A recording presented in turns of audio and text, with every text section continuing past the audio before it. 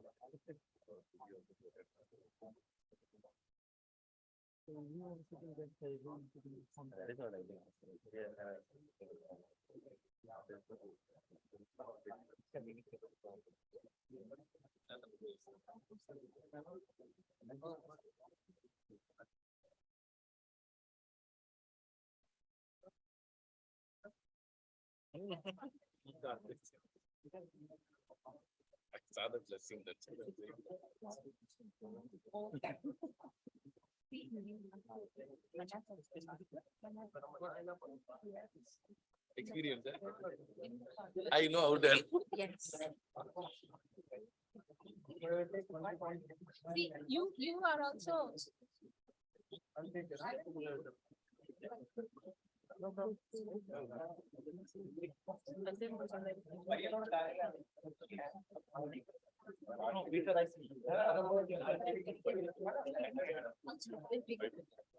it's okay.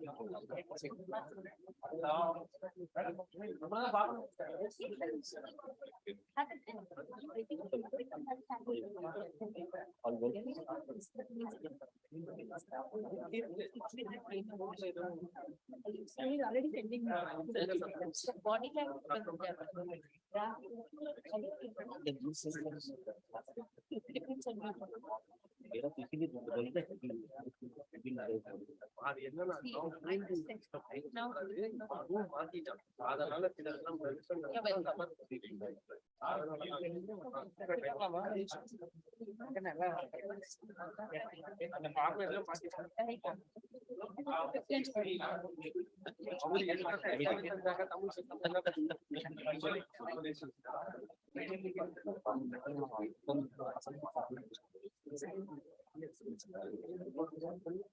yesterday already watched and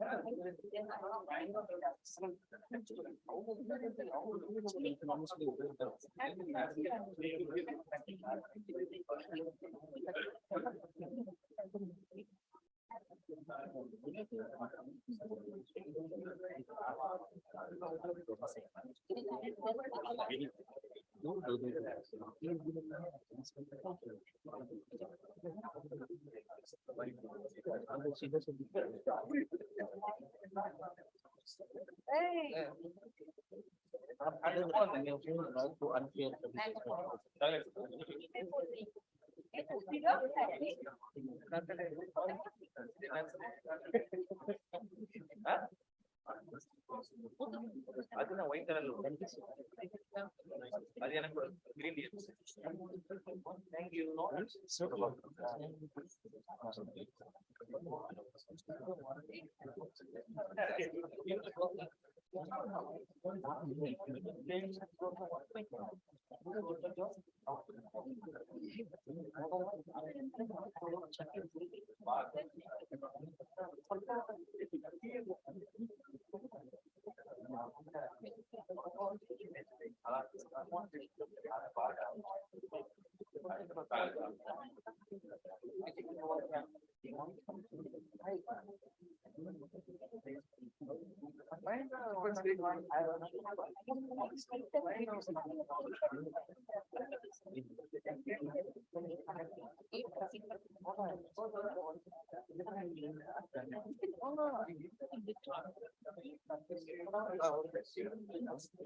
No, maybe Thank you, Sanjay.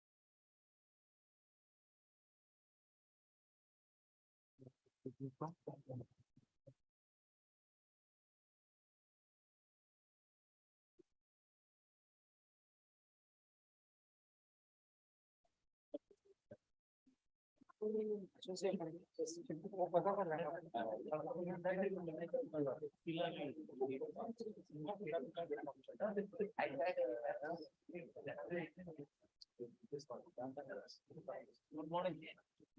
How is the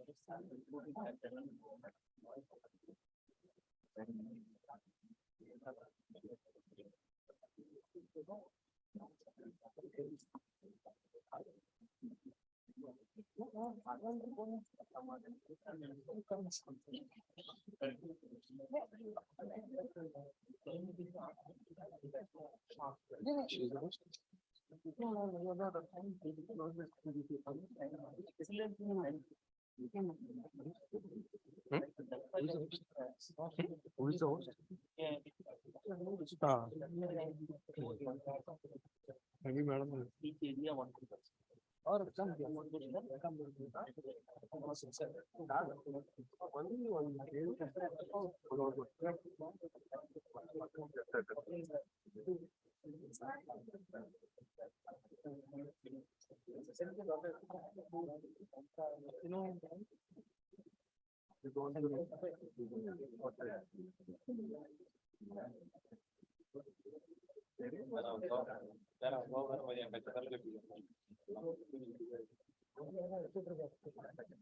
A very good morning, everybody. Welcome to the Research Day 2023, conducted here in SRM University AP. I am Kirtana. And I am Srijana. We are honored to be your hosts for the day. Since its inception in 2017, SRM University AP is continuously aiming with the vision to become the world's best university by offering high-quality education and research. Throughout half a decade period, we have distinguished ourselves as the best in field of education and research. A university's progress can be observed in several ways. Research Day is one of them. The idea of Research Day was introduced to inspire the university's young students and scholars. On this day, PhD, PG, and UG students present their research work, which is the culmination of innovative ideas, a sign of continuous contributions to research advancements. It is an excellent opportunity for everybody to exchange and exhibit their ideas on research. Research abstracts are invited on innovative topics from the faculty members, research scholars, and undergraduate students. We now request the Chief Guest, Guest of Honor, Vice Chancellor Sir, Pro-Vice Chancellor Sir, Registrar Sir, Deans of all schools onto the dais. I request the conveners, Dr. Lakshmi Sirisha and Dr. Manikandan to accompany them.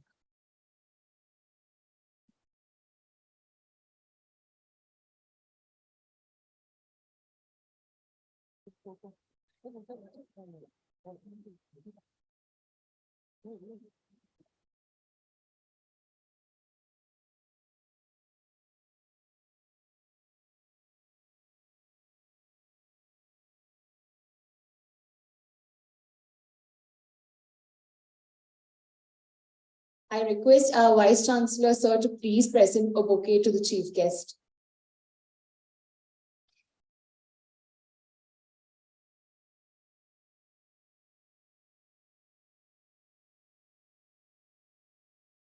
Now I would like to invite Pro-Vice Chancellor Sir to present a bouquet to the Guest of Honor.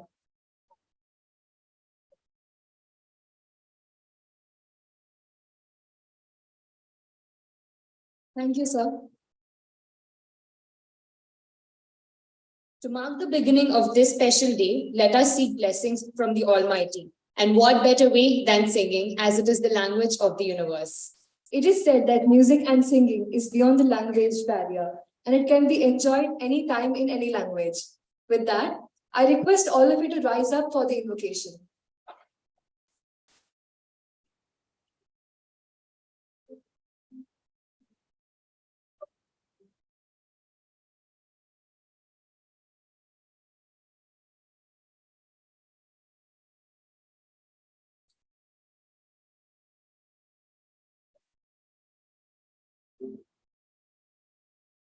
ജലജാലപാലം കചഖണ്ഡമാലം ശരചന്ദ്രപാലം മഹാദിത്യകാലം നവോനീലകായം ദുരാവരമായം സുപദ്മാസഹായം ഭജേം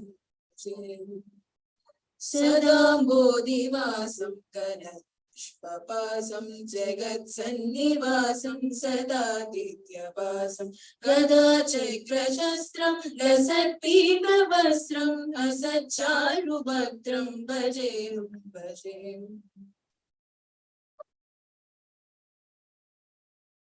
रमाकान्तवान् श्रुतिवाससारं जलन्तर्विहारं चिदानन्दरूपं मनोज्ञस्वरूपं धृतानीकरूपं भजेऽहं जराजन्महीनं समाधानहीनं सदैवानवि जगज्जन्महेतुं सुरानेककेतुं त्रिलोकैकसेतुं भजेऽहं जगज्जालपालं गजकण्डपालं शरच्चन्द्रपालं महादित्यकालं नभोनीलकायं दुरावरमायं सुपद्मासहायं भजेऽहं सुपद्मासहायं भजेऽहं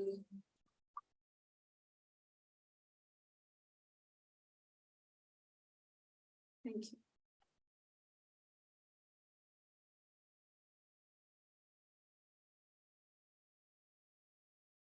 It's a well-established fact that fire plays a prominent role across many different cultures. So let's begin the line lighting ceremony to mark the start of this day. May I now request our chief guest, guest of honor, Vice Chancellor Sir, Pro Vice Chancellor Sir and Registrar Sir to please come forward for lighting ceremony.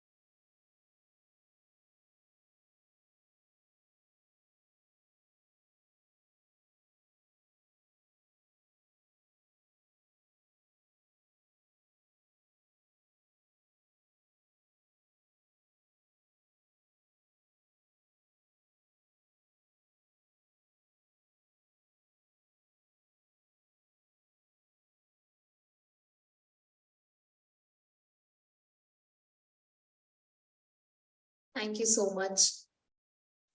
May I request Honorable Vice Chancellor, Professor Manoj K. Arora, sir, to kindly address the gathering.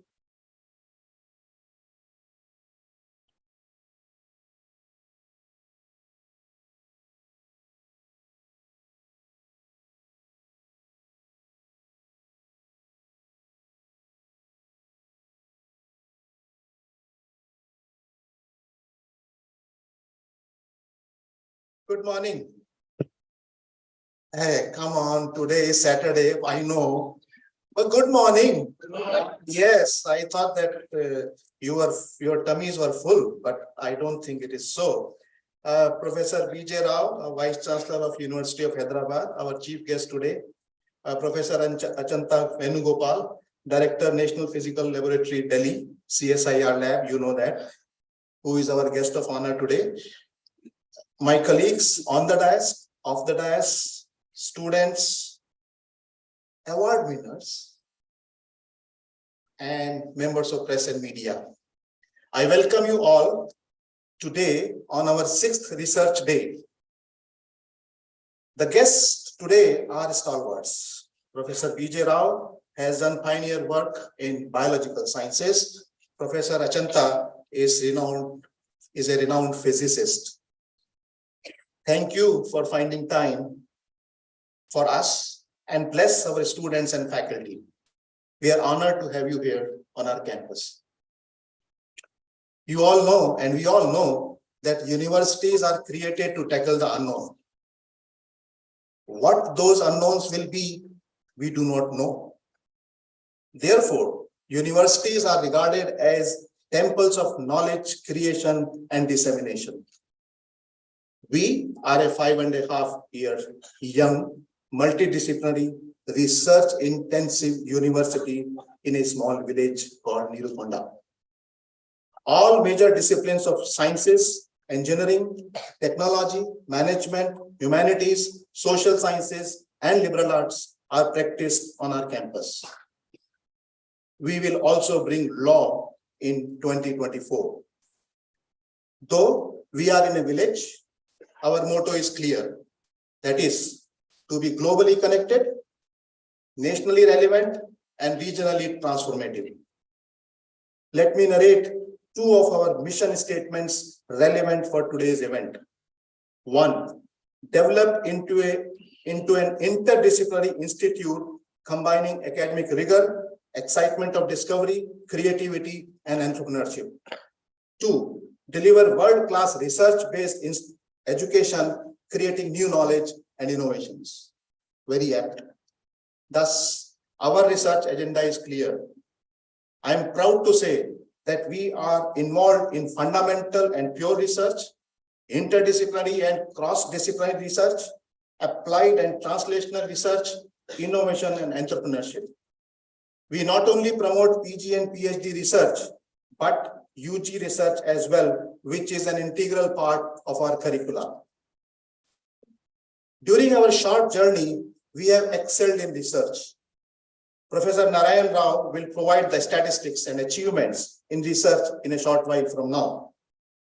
Our achievements are not due to me. It is the contingent of more than 275 faculty members, 5,500 students, and 250 research scholars on campus who sweat day and night to create new knowledge and innovate. 99% of our faculty are PhD. More than 50% of them have postdoctoral research experience, and more than 25% of our faculty have international exposure in one way or the other.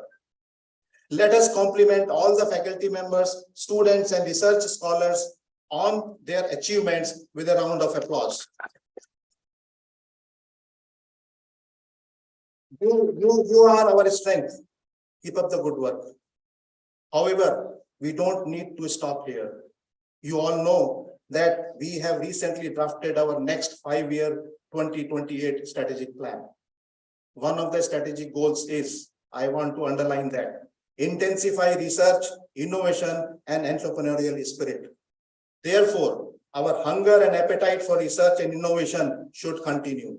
We should keep exploring new ideas, new discoveries, and innovation. We have provided you all what you require to intensify the research and innovation. Whether it is research startup grants, professional development allowance, patent filing support, PhD fellows with full tuition fee waivers and better than UGC fellowships, postdoctoral fellows, or the research infrastructure. We have constructed, recently 2 research blocks to house a number of research laboratories and research centers of excellence proposed by you. Let me name a few research centers which are existing and which will come up.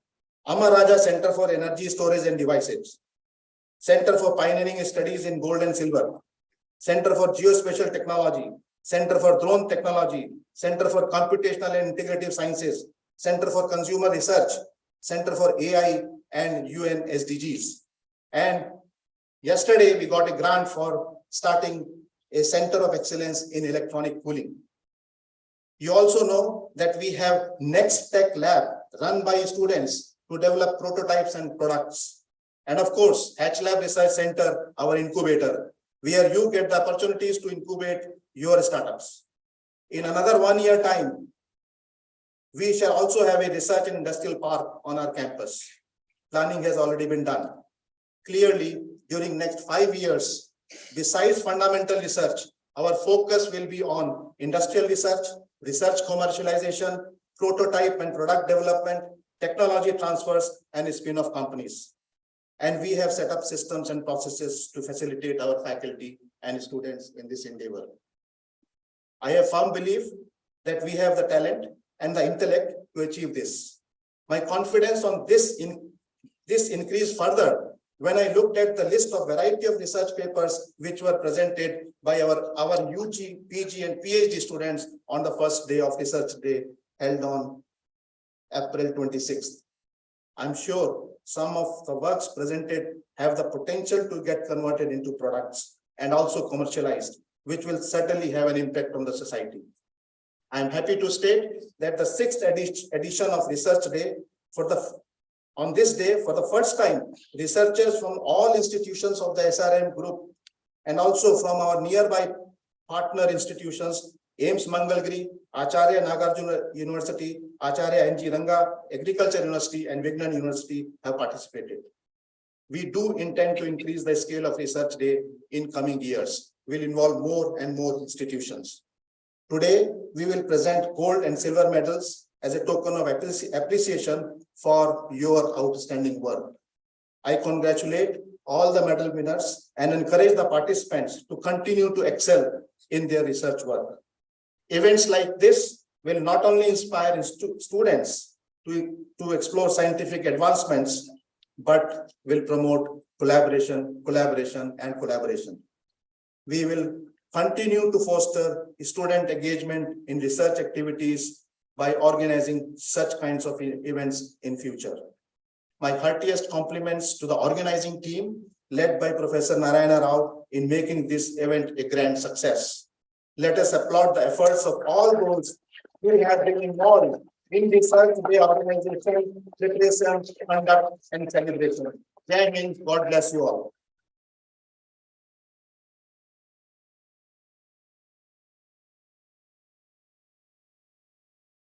Thank you very much, sir.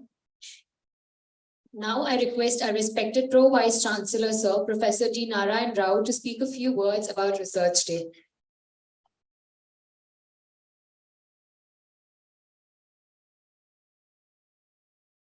Our beloved Vice Chancellor, Professor Manoj Kumar Arora,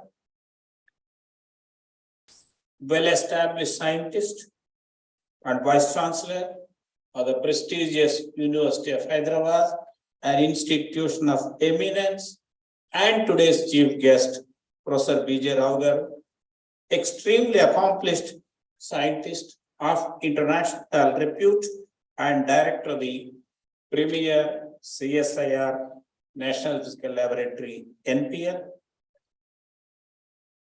A definite future promise of the nation. Professor Venugopal, I am repeating here, a definite future promise of the nation. Let's give a big applause.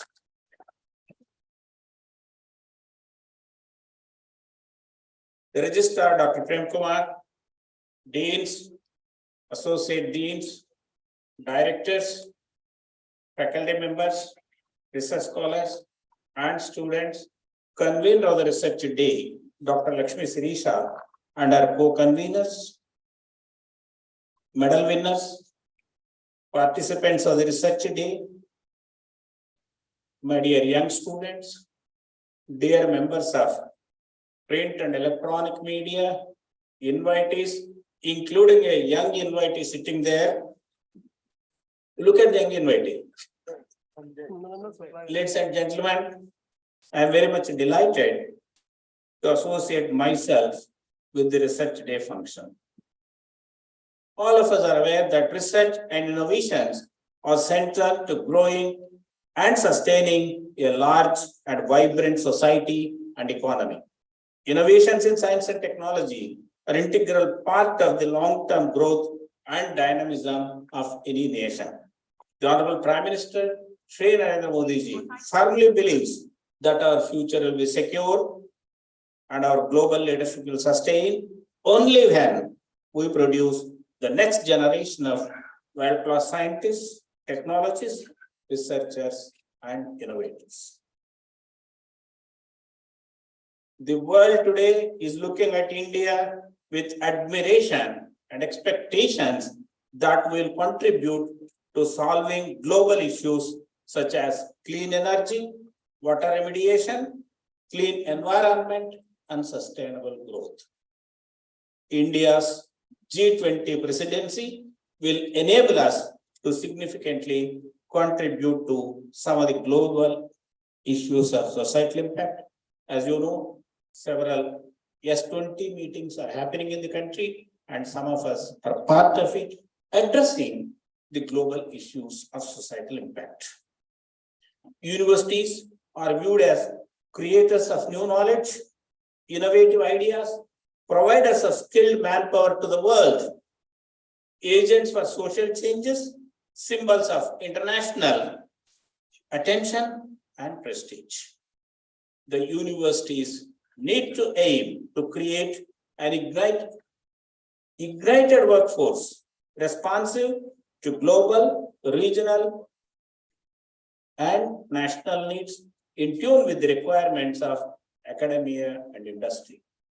We need to establish strong collaborations with industries around. Let us look at the technologies that are shaping our present and future needs. It's important for us to have disruptive growth rather than incremental one. Today, India is not looking at incremental growth. From $3 trillion economy, the government wants to push it to $5 trillion economy. So none of us are interested in incremental growth. Let's aim at quantum jump. For that, we need the ideas that are disruptive and transformative. Some of the key areas that are of importance include quantum technologies, emerging digital technologies, healthcare and clean energy, green hydrogen, and green mobility. The Union Cabinet of the Government of India on 19th April 2023, that is just 10 days back, approved the 6,000 crores of rupees National Quantum Mission for quantum technologies and associated applications. The mission aims to place India in the elite club of nations that has developed quantum computing. The mission will give a quantum leap in the field and has 4 verticals: quantum computing, quantum communications, quantum sensing and metrology, quantum materials and devices. This is a new mission. We are interested that we will take part in some of these objectives of National Quantum Mission. In digital technologies, AI, ML, augmented reality, virtual reality, mixed reality, blockchain technologies, and Internet of Things are the contemporary areas of focus. India realizes that to be at par with global competition in these technology areas, mission mode R&D, technology development, and deployment are the right way to go about. Several national missions on these emerging and future technologies, such as National Mission on Cyber Physical Systems, National Mission on Advanced Semiconductors and Materials, and National Mission on AI have been launched and are being launched. AI is being used in many sectors such as healthcare, manufacturing, industrial sector, etc. AI will definitely enhance the productivity. Due to AI, some people may lose jobs. There is nothing to worry about. I will cite an example. There used to be over 1 million STD, ISD booths in the country. Youngsters may not be knowing. When mobiles came in and people who were engaged in these STD, ISD booths lost their jobs. But mobile phones provided job opportunities to several millions of people. Earlier, STD, ISD booths are providing job opportunities for 2 million. Now these are providing to several millions. Thus, people may lose jobs in some sector and there will be job opportunities multiplying in other areas. In clean energy revolution, hydrogen is important clean energy vector for India because of its ability to provide affordable and accessible energy, reduce energy dependence on some other countries, and create new jobs. The health sector in India is at the cusp of revolution encompassing AI, ML, robotics, telehealth, and indigenous development of new medical equipment and devices. COVID-19 pandemic has taught us that by coming out of our silos and working collectively and with collective wisdom, we can make exponential progress. India is seen as a thriving ecosystem for service-based entrepreneurship and startups. We have immensely benefited from this economically and otherwise. However, to be truly technologically self-reliant, we must equally promote deep technology-driven, product-based entrepreneurship. This will be a determining factor of our country's future technology, intensity, and competitiveness globally in more than one way. Wealth could be generated by addressing the problems of the society. Bharat Biotech of Hyderabad is a recent outstanding example of wealth generation by developing the much needed vaccine. It's a wonderful time for the younger generation to be a part of this exciting period of science and technology. I'm sure many of you will contribute to addressing the scientific and technological challenges of the future. Evidence from world's best universities throughout the world shows that the best teaching and learning processes at higher education level occur only where there is a strong research culture and knowledge creation. This is a proven concept throughout the world. Thus, SRM University has been established as a research intensive university. As the Vice Chancellor said, we created and creating quite a few centers of excellence. Our faculty members by now have published more than 1,300 papers in high-profile journals such as Nature, Nature Communication, Nature Microbiology, PNAS, and others. 74% of our publications are in Web of Science, and 40% of our publications are in Q1 journals. You name the quality journal, here they have. Such is the intensive research that's being carried out by our faculty members, research scholars, and students. Through this forum, we would like to congratulate all of them. Let's give a big applause.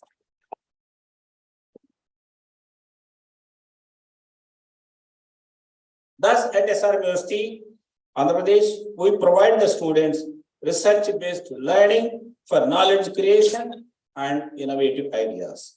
Further, to learn and equip themselves to take up challenging tasks that they encounter in their careers. There is a dire need to emphasize the pride and prestige associated with research to make the students feel honored and excited for their scientific pursuits. Thus, Research Day we have conceptualized and is being organized here at SRM to provide an opportunity for the students to get a comprehensive knowledge in the diverse research activities being carried out in the university. It's also a chance for the enthusiastic students to present their research work before a host of other researchers. 6th edition of Research Day is being organized today. After review and screening, 193 papers were presented by the students and research scholars. These papers were presented in a few parallel sessions. The best adjudged papers are now being awarded gold and silver medals. I have immense pleasure in congratulating the medal winners with a big round of applause. During the last 3 years, the Government of India has started several major programs such as National Hydrogen Mission, LIGO, Deep Ocean Mission, National Supercomputing Mission, Quantum Computing Mission, Semiconductor and Display Manufacturing in a big way, data centers and data localization, and many more. With all these technological advances, India for the next 25 years will be very different from what it is. I repeat, India for the next 25 years will be very different from what it is. These new and emerging technologies will provide abundant opportunities to the younger generation, which the earlier generations did not have. I repeat, these new and emerging technologies will provide abundant opportunities to the younger generation sitting in the audience, which the earlier generations sitting on the dais did not have. I'm sure that the research day gives an opportunity for the students to showcase and exhibit their burning aptitude for research. I'm also confident that Professor Vijay Rao and Professor Achanta Vedagopal, with their well-acclaimed research accomplishments and worldwide experience, will definitely motivate the students to take up research as their career. Here I'll take a minute. Why should I be a scientist? Scientists are not poster boys. See, look at cricketers. How many know Gundappa Viswanathan? How many know Kapil Dev? How many know others? Similarly, if you look at senior legends, who knows Kannamba? Who knows Asha Parekh?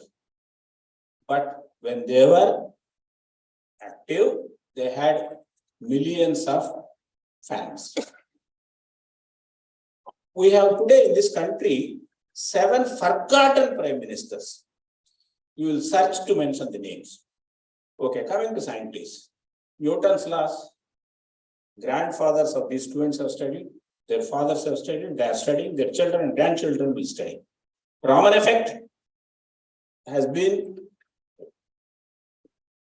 invented 100 years back. Even today, thousands of groups all over the world are studying. Look at Ramanujan's number theory for hundreds of years. What I'm trying to say, scientists are not poster boys. Others will have a poster today, tomorrow will change, day after tomorrow, some other poster. So we try to motivate many of you to become scientists and technologists. Your contributions to the country and the world will be immense and you will be remembered forever. I appreciate and congratulate organizers of the 6th Research Day, and I wish the event a grand success. Jai Hind, Jai Bharat, Jai Vigyan. Thank you, Varanda.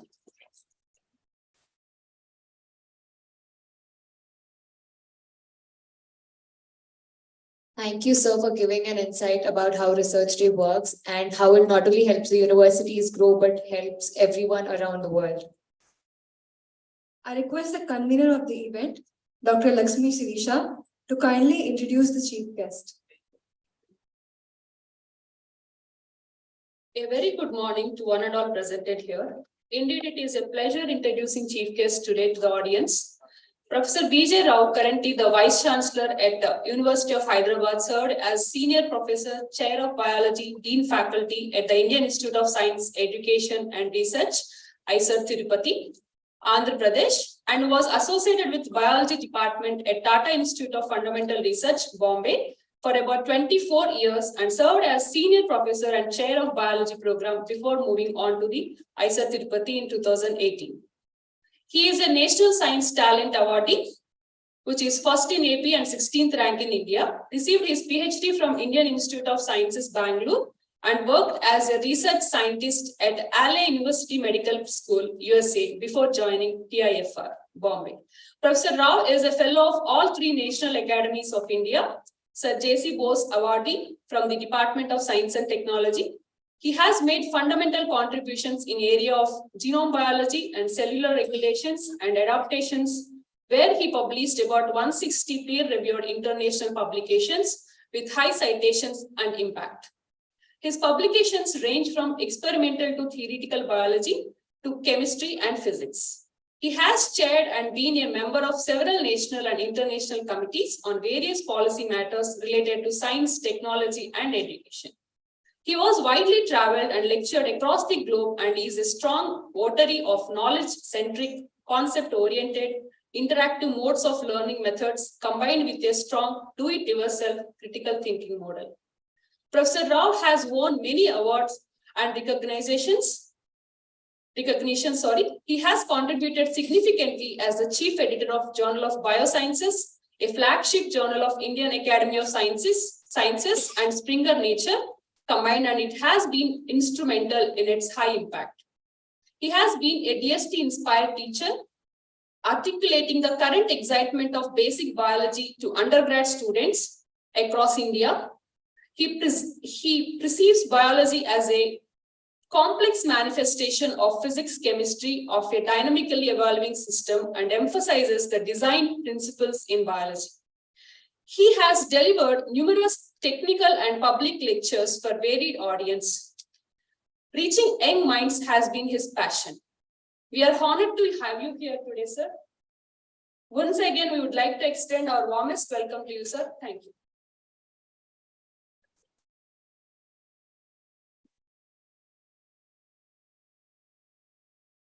Now we request all the dignitaries to come forward to launch the abstract book.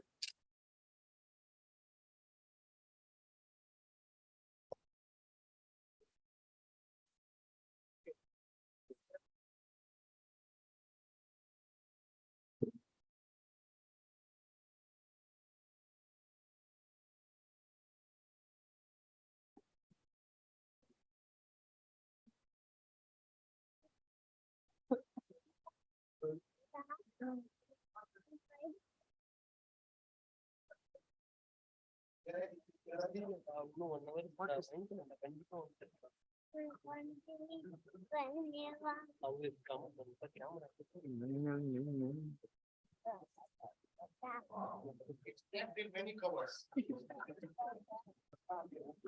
Powerful abstract book.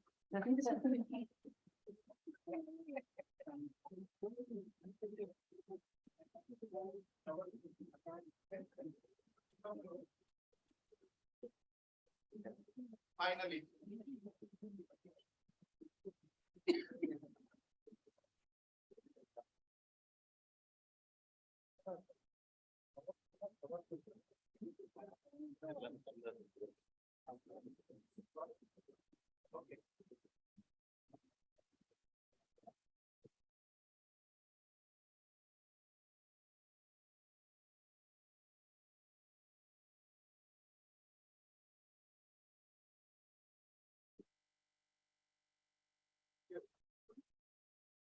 We also request all the dignitaries to please launch the book entitled A Practical Guide to Scripting Scientific Manuscripts, written by our very own professor of SRM University AP, Dr. Anil Suresh Sir, Associate Professor, Department of Biological Sciences.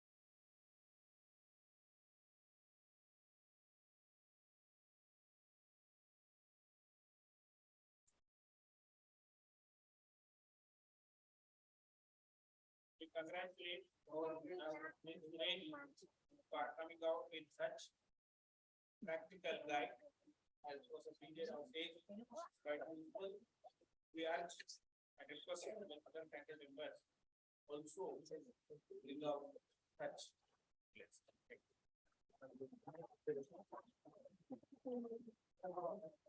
Thank you so much for launching the books. I take this opportunity to welcome our chief guest, Professor B.J. Rao sir, to address the gathering.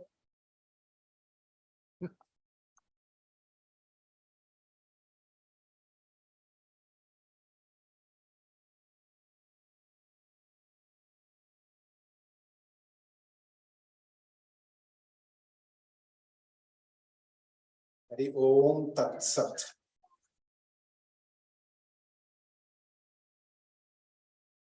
It's a wonderful day for me.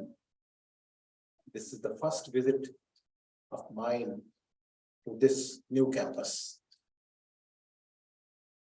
I want to greet my good friend, Professor Manoj Arora ji,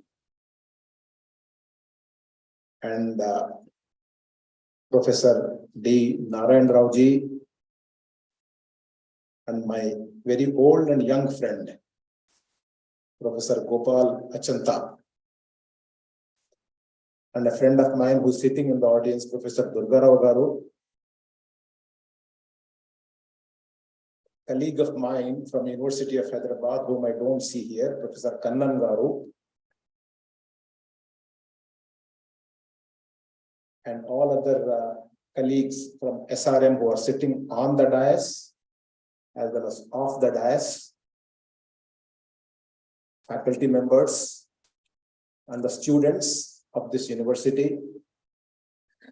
My greetings and applause to the winners of the medals, as well as the non-winners of the medals, who will be the future winners of the medals. All of you, and the youngest colleague who is sitting there and browsing and searching for something. So very, very good morning to all of you. This is, I believe, your 6th Research Day celebration. And the university is almost 6 years old. When you are growing up, you grow up with joy, but you also have to grow up with responsibilities. It's a dual journey. You are growing up with joy because it's a new institute, new facilities, everything looks new, new buildings, new faculty members, young faculty members. You're all starting out your careers. All that is good and new. But at the same time, it is a beginning of a real, long, new, deep journey. So that joy as well as the burden of future, both work in your minds. It's a combined, mixed feeling. Now, this is a very special day because it's a research day, where we want to applaud and give away prizes to young minds who have done some very significant research. But I want to contextualize the whole thing, because ultimately we live in the context. We do not live in isolation. Nothing in this universe happens in isolation.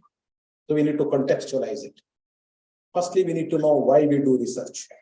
And then we need to know why we are part of an education ecosystem and where we are and what is the importance of where we are, etc., etc. And then what is the global scenario? So we are a dot in the whole data matrix. So this dot has only that much significance as its context is. So if you look at human history has done two things very, very beautifully. One thing that it has done very, very well is that human mind has deciphered many, many deep secrets in its natural world, which has evolved into what is called natural sciences, engineering, and technology. These are all natural sciences journey. Human mind has done extremely deep insights into it. The second thing human mind has done is human mind has actually evolved to the extent of asking, who am I? The inner journey. So human mind has done extremely well both in external journey as well as internal journey. Research is one area where both the journeys intersect. You ask questions about your external material and non-material world, but when you do this, you use your internal apparatus. You largely use your internal intuitive power. So this is an intersection of both inside and outside. It's a very beautiful intersection.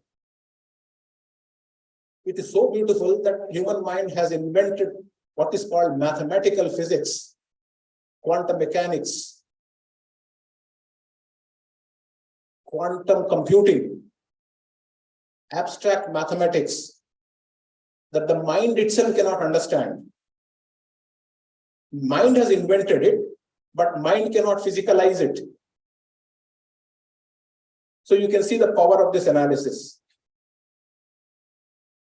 Quantum world is beyond mind comprehension, but it is a very strong mathematical construct. How come mind can invent things which mind itself cannot understand? That I think is the most beautiful consequence of what human mind can do.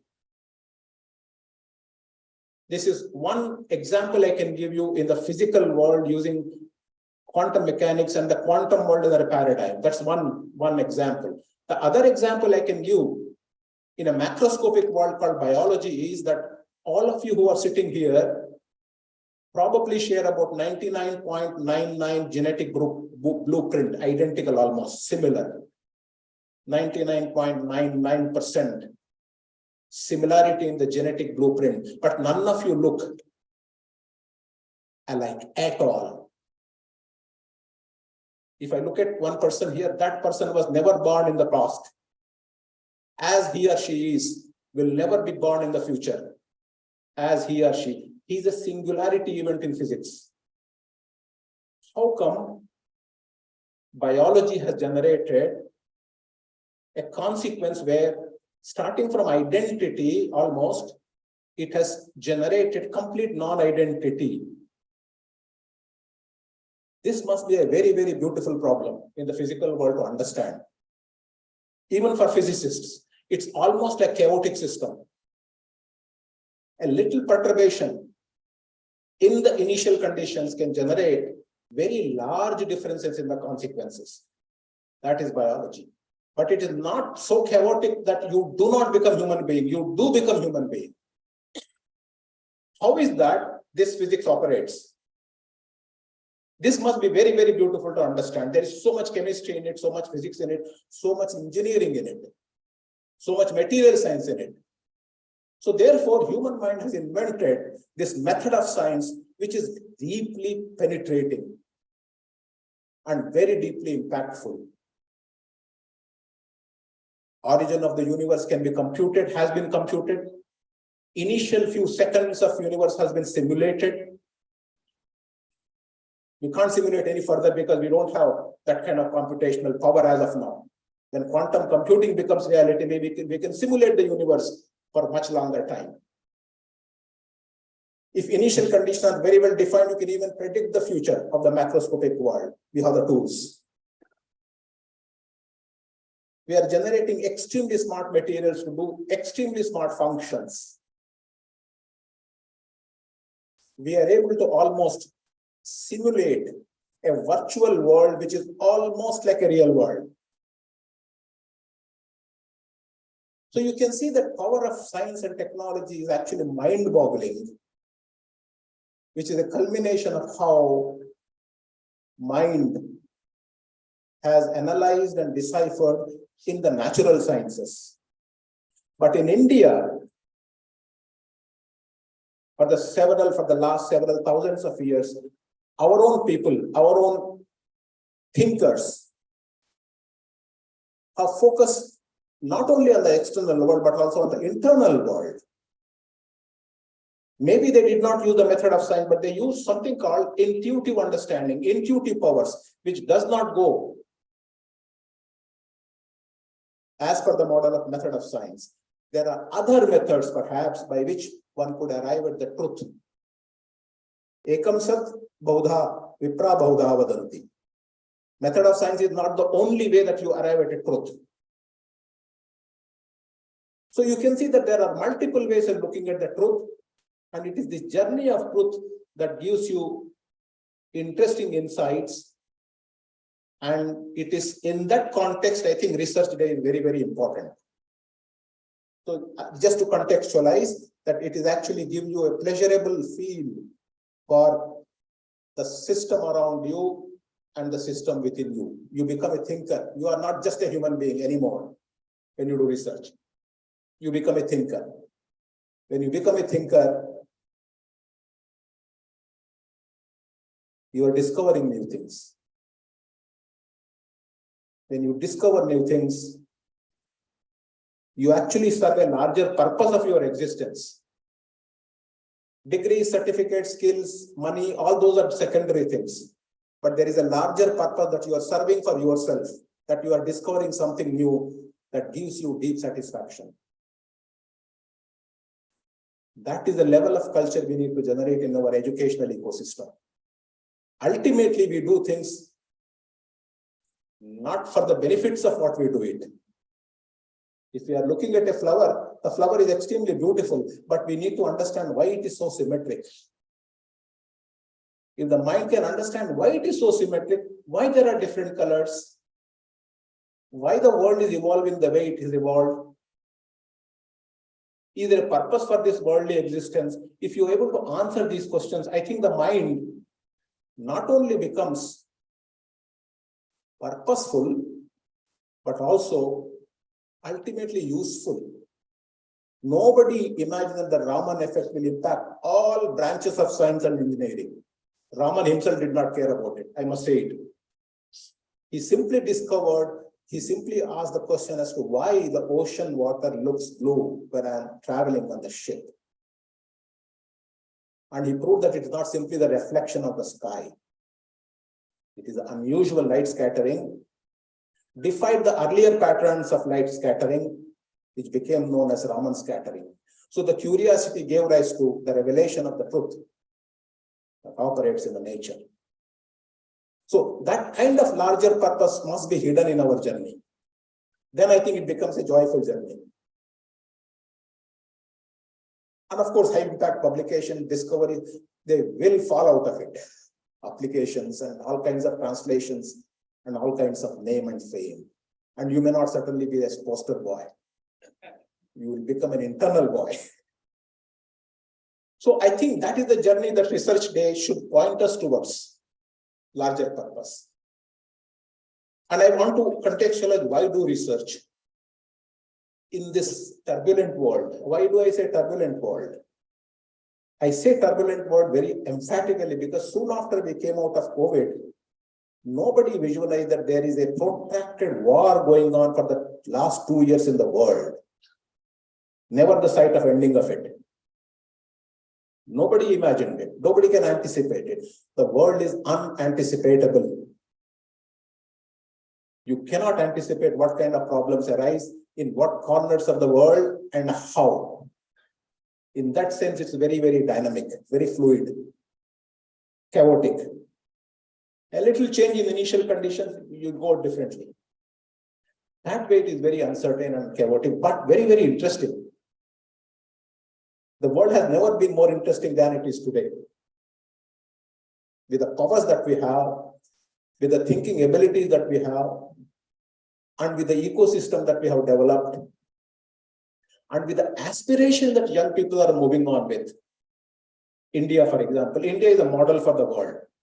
In all its models, in all its settings, India is the model for the world. And in India, we have extremely aspirational youth, roaring to go, very bright. And therefore, India has a special mission to fulfill, not only for itself, but also for the world. Because when the rest of the Western world is aging, when their problems become global problems, they become India's problems also to solve.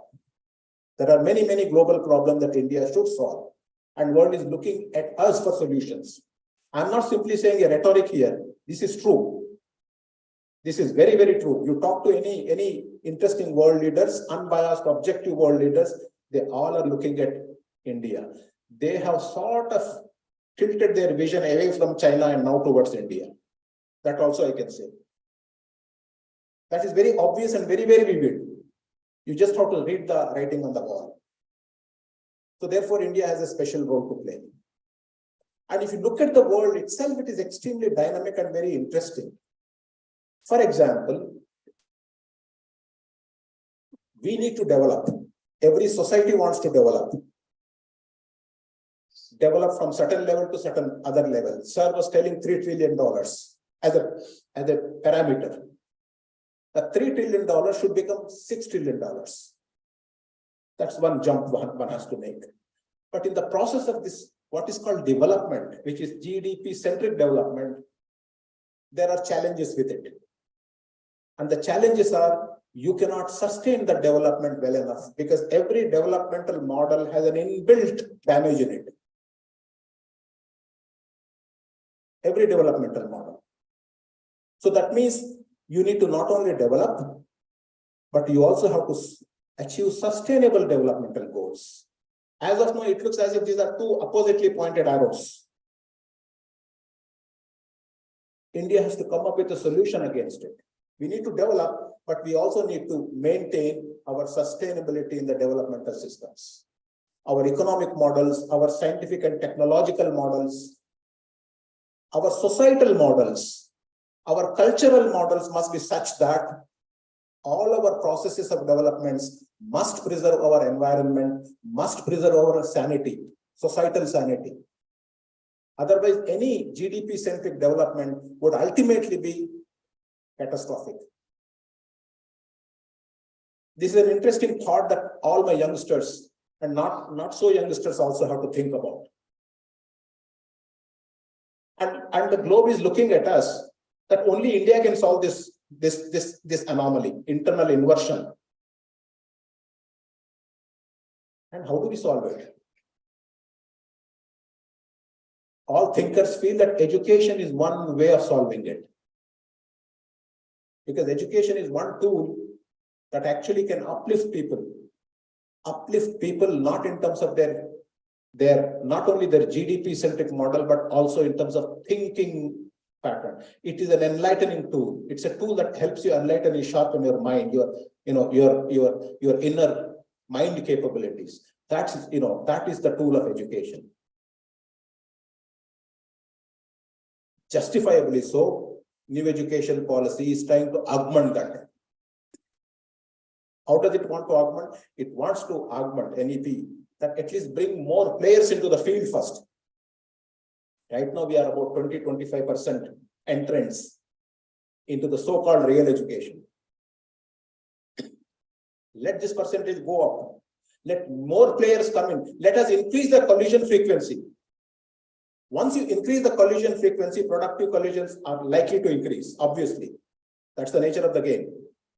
So therefore, NEP emphasizes on enabling higher education to a larger fraction of population so that people become much more high quality, thinking ready. Good idea to have. But what do we have now? What we have now are all physical boxes called universities. Why do I say physical boxes? But they're literally physical boxes. They have their own distinct campuses all over the world, where students come, teachers teach students here. One-way transfer, linear transfer. Student receives something, regurgitates something on the answer sheets, we evaluate, and we give a piece of paper called degree.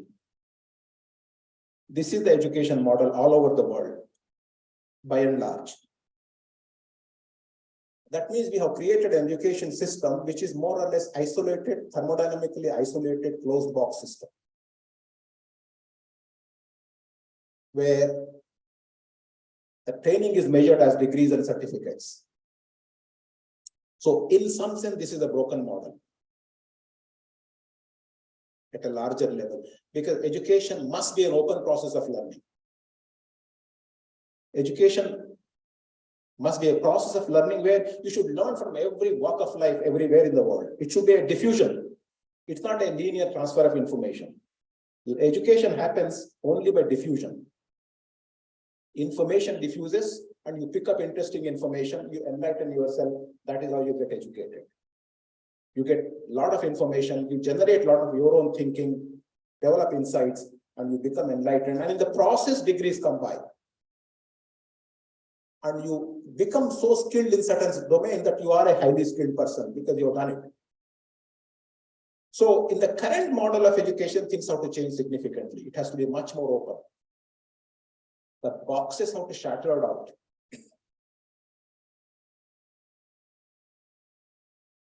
To have an open way of learning so that we interact with the students.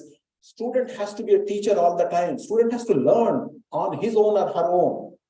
And teacher has to be a student. All these stakeholders, teachers and students and other in-between links, should have a constant process of learning, unlearning, relearning. It's a very dynamic process. Education is extremely dynamic process. Learning is extremely dynamic process. New education policy that this government has unveiled has all those ingredients as a document. We have to implement it. Teachers have to constantly upgrade themselves. You came with whatever you came with. But world tomorrow is different. We need to adopt systems which are extremely dynamic. Ultimately, you need to teach students so that they can teach themselves. Don't teach everything to students. Don't overdose them. Don't overfeed them. Overfeeding a student or overfeeding a child is a dangerous process. Create hunger in the students. Let them eat themselves. Can you teach them in such a manner that they become passionate about learning things on their own? If you are not generating that interest, that hunger, that passion as a teacher, you are a failed person.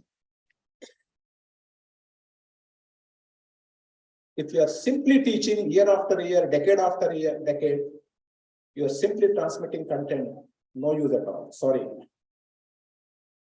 You need to really trigger some level of deep interest in the student. Student may not be interested in all subjects, obviously not. Whichever subject the student is inclined towards, ensure that that student is triggered in that area. And then the student will spend more time in the library, less in the classroom. That's a good model to have. Actually.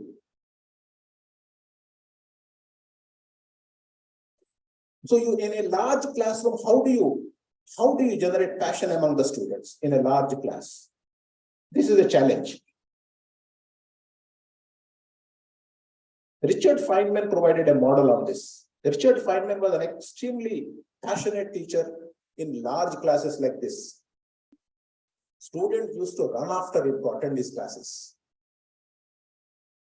because he used to teach his physics from first principles. He used to contextualize his teaching. He used to connect the teaching to the real world physics. He brought out Feynman series.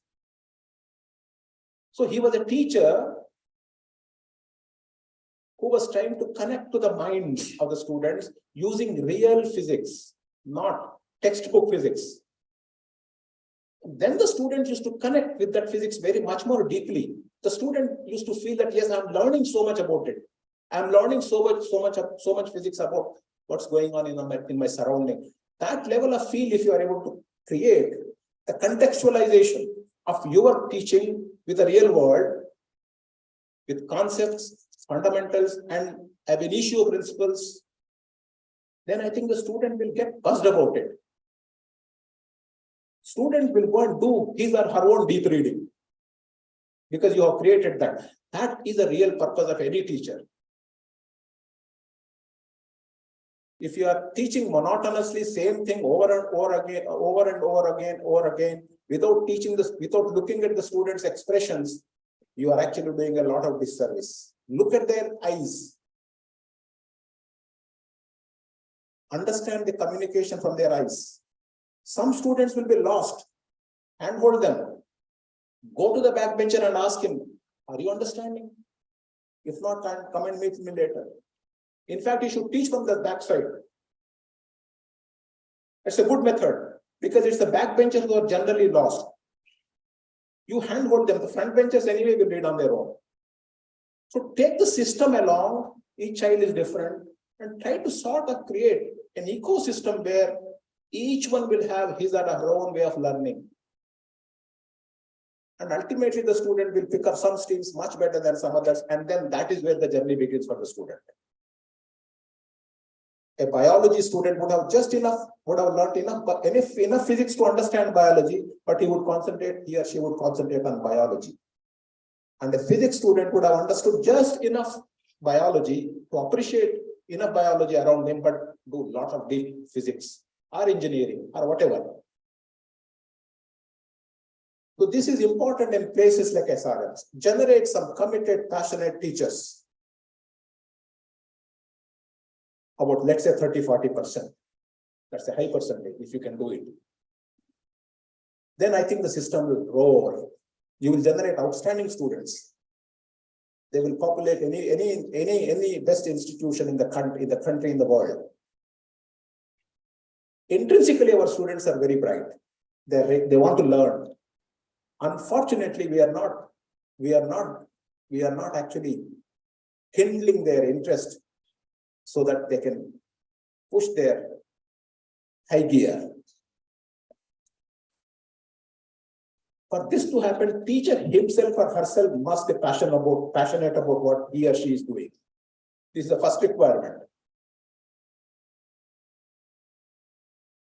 So if we generate such an ecosystem in education, then the journey begins where we actually start generating refined minds, not the minds which are full of content, but the minds which take the content and translate the content into concepts into insights into deep understanding, and then they ask next level questions. And it is those next level questions which will take them into their future. Richard Feynman said all Nobel Prize winning problems were conceived by the winners in their undergraduate classes. That's when they were buzzed about those questions. How does this happen? Is the question that begins when they are sitting like this. And they say, okay, let me solve it. Let me go through this drama. And this is how it happens. So you need to be able to just put a little fire somewhere, either in this side, this end, or the other end.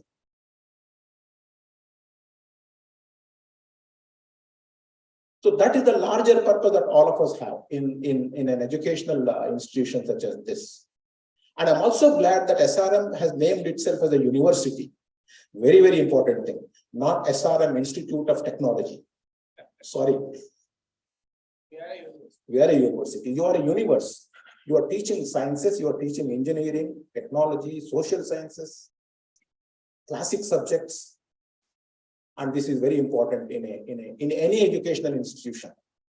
This business of starting institutes of technology is completely wrong. There is no technology without social sciences. How does a human mind operate? Human mind operates in society first. Human mind creates art. Human mind creates poetry. Human mind creates unusual things which cannot be quantified, which cannot be subjected to method of science. Sorry, method of science is a tool, but there are many other things that human mind does it.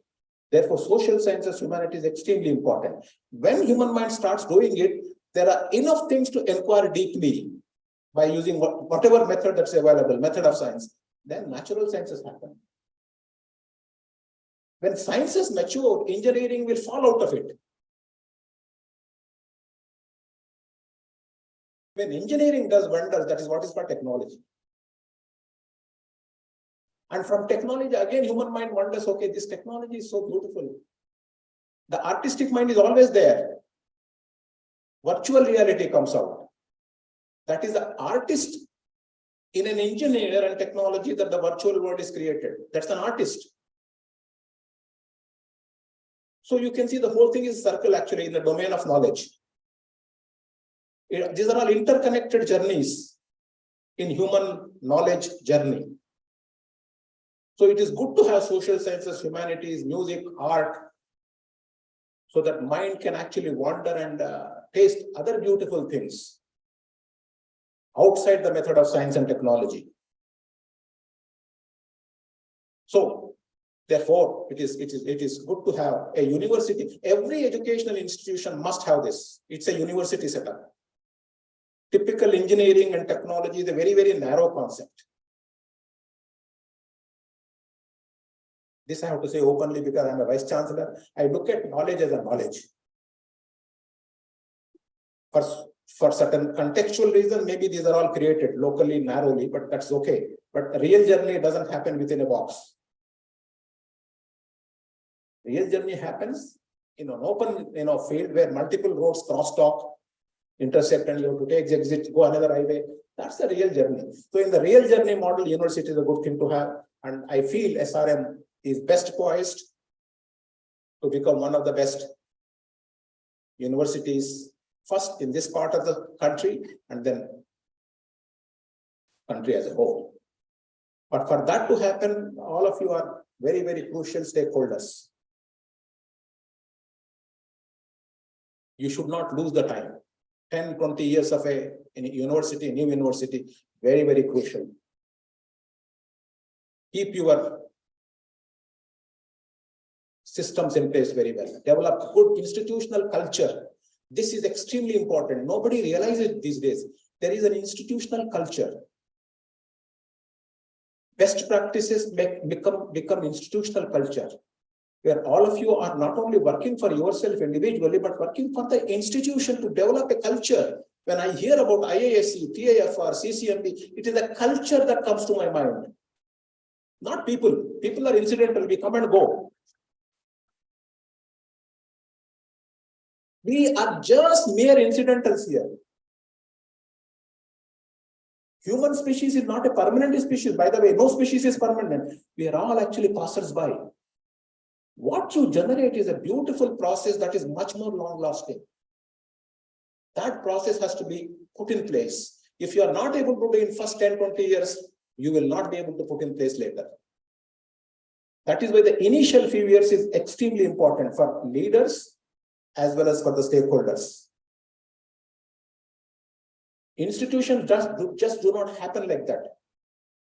Institutions are built brick by brick, not physical bricks, real bricks, which form the units of culture. And there is a method of doing it. All of you are part of it. And once you develop the sense of belonging to SRM, then this thing will happen. If you do not develop that sense of belonging, it will never happen. When I came out of TIFR, that sense of belonging in me is so deep in TIFR that even if I physically don't go there, it is there in my spirit. It is there in my spirit. In IASCs, it's there in my spirit. My college, my university is there in my spirit. That becomes part of you.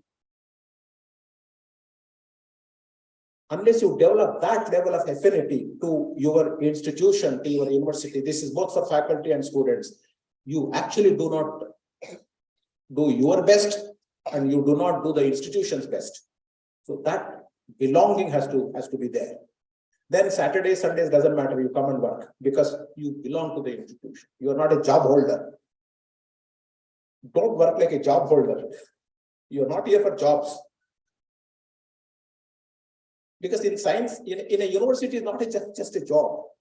It is something you do for university, for the society, for the country. This is not a typical 10 to 5 job. This is very, very clear. This is not you are not equivalent to a person working in municipality.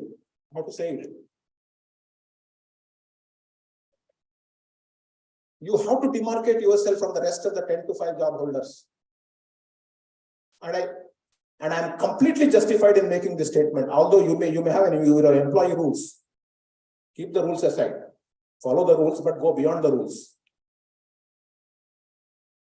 So there are many, many things that you need to think about, ponder about, and implement about it in your own way, for your own university, for your own life, for your own career, for your own society, for your own country. I will end by sharing one small story. I have 2-3 minutes more. This story, I think, is a very important story which touched my life. I thought I would feel like sharing with you. This story is about a statue, David. All of you probably would know what the statue David is all about. The beautiful statue of David in Italy. It's a beautiful human being statue. It was done by Michelangelo, very, very famous sculptor. When he started chiseling a marble, which became David later, many contemporary sculptors came and mocked at him, laughed at him, and criticized him. Why did they criticize Michelangelo? They criticized because they all had decided that that particular marble that Michelangelo was chiseling was a defective marble. Sculptors know which is the right marble, which is not the right marble. You and me may not know. So they kept on mocking at him. Don't spend your time on this marble. Pick up another better marble. There are better marbles. Go and pick up a better marble. You do a better job. These are very high profile other contemporary artists. Michelangelo went ahead with his chiseling process with the same marble. Went on with it against all kinds of odds. This is the real story. Ultimately, from that chiseling process came out David. And all these people who were mocking at him, criticizing him, insulting him, came and asked him, how did you do this? How did it happen? We all had neglected that piece of marble. You came and did something so wonderful. Then Michelangelo said, all of you saw the defect in the marble, but I saw the David. And therefore the David came out. So if you see the Davids in all kinds of defective pieces that we have in our ecosystem, you will bring out a David. If you see defects and defects and defects everywhere, you will only keep seeing the defects. And you can actually spend away your whole life seeing the defects. Nobody will question you because it's a cushy job. Nobody will even come and ask you what you have done yesterday. Even Vice Chancellor may not be able to ask you after some time. So ultimately, it is all do-it-yourself exercise. You have to see the David in all kinds of defective models. Then something beautiful will happen. Ultimately, the beauty is what you want to create, and that will happen. That's how that creation happens. Creation is what you do it. Creation is not what really happens. Creation is what you do it with all your might and sincerity. The nature will align with you. Thank you. Namaste.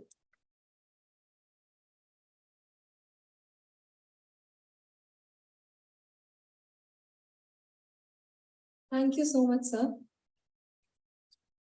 I request Dr. Manjula to give a brief introduction about our guest of honor.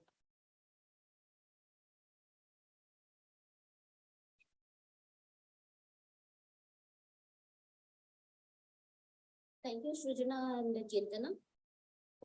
Good morning, respected dignitaries, faculties, colleagues, press and media, as well as the winners. So let me introduce our speaker, Professor Venugopal Achintha. Professor Venugopal Achintha obtained his PhD Physics from TIFR Mumbai and PhD Electronics from Tokyo University. He is currently the director of CSIR, National Physical Laboratory. He is on the LIAM from Tata Institute of Fundamental Research, Mumbai, where he is a professor. His research interests are in the application of nanophotonics to single photon meteorology, including single photon emitters, detectors, and detection methodology. He has over 145 journal publications. He is a fellow of Indian National Science Academy and an honorary fellow of the Meteorology Society of India.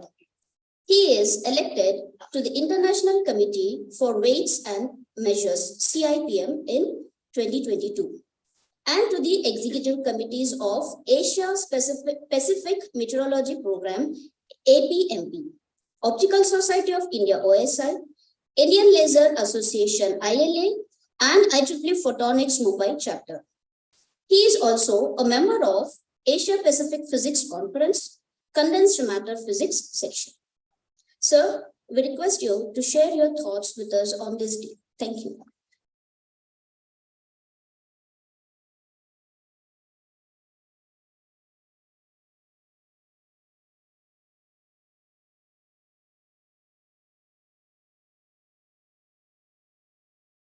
Vijay Rao, Professor Arora, Professor Narayan Rao, all the dignitaries on the stage and off the stage.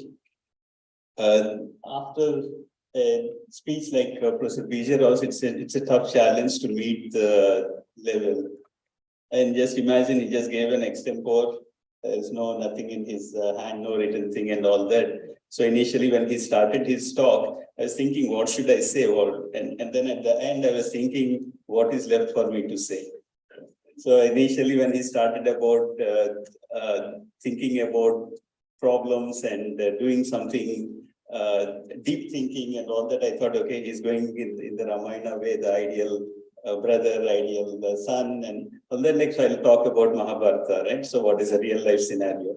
But then towards the end, he also covered the real world in actual words. So it's tough, right?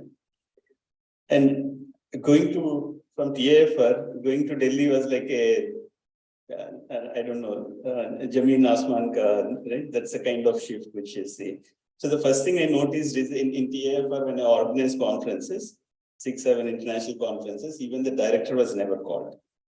Because he's not from my field, it's okay, right? So nobody questioned, nobody bothered to ask me, why didn't you call even your director?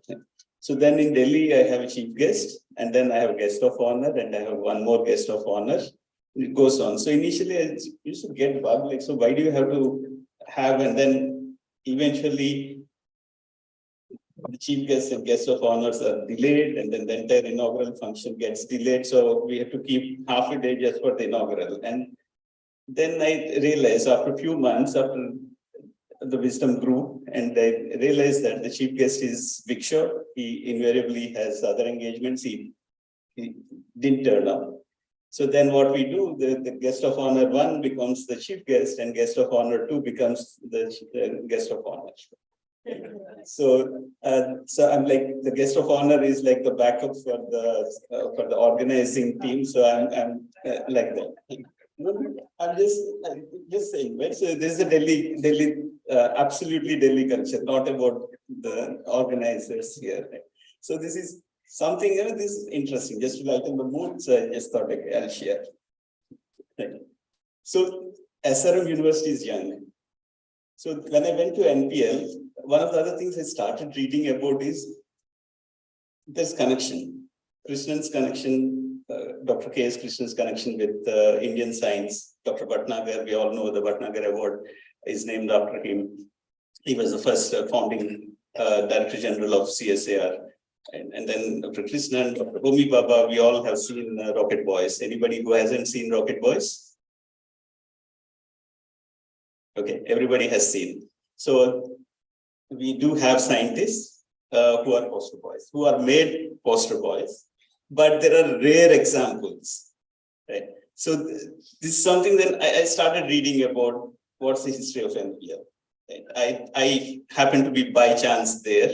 So I just wanted to do my homework before going there and thought, okay, let me read, let me study, get to know about what it is.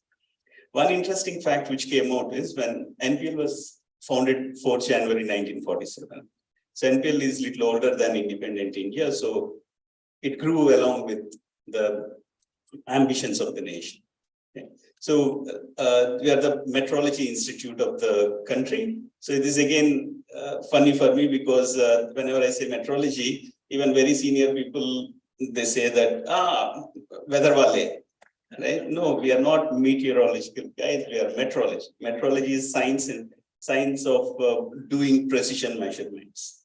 Right? So every country has one metrology institute. It is called the National Metrology Institute. So if you go to a shopkeeper, how do you know that you're actually getting one kilogram of something, tomato, yeah, sugar, whatever? It's because there is a legal metrology framework, quality infrastructure, which is called, every country has this.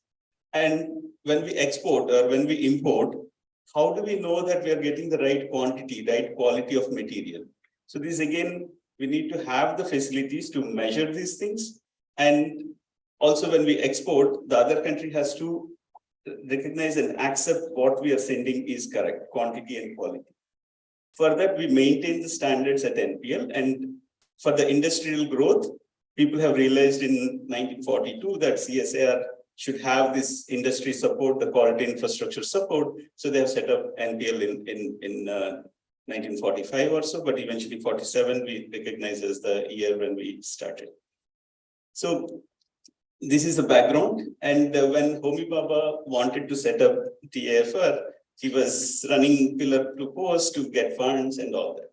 It's an interesting letter which I came across, in which he wrote to Government of India saying that please give me 25% of the funds which are allocated to NPL per year. Just give me 25% of the annual budget of NPL so that I can start this institute for fundamental research. After long struggle, yes, he did get, and the funds came from CSIR. But the concept in TAFR, the way Homi Baba started TAFR is very, very interesting, because when he started, when in the initial letter, he actually wrote how much the salary of a lecturer, right? That is a British system. How much should be the salary of a lecturer? How much should be for a reader? How much for associate professor, salaries, everything he has given. And then he wrote, he made sure that the salary of a professor is at par with the Secretary of Indian Administrative Services.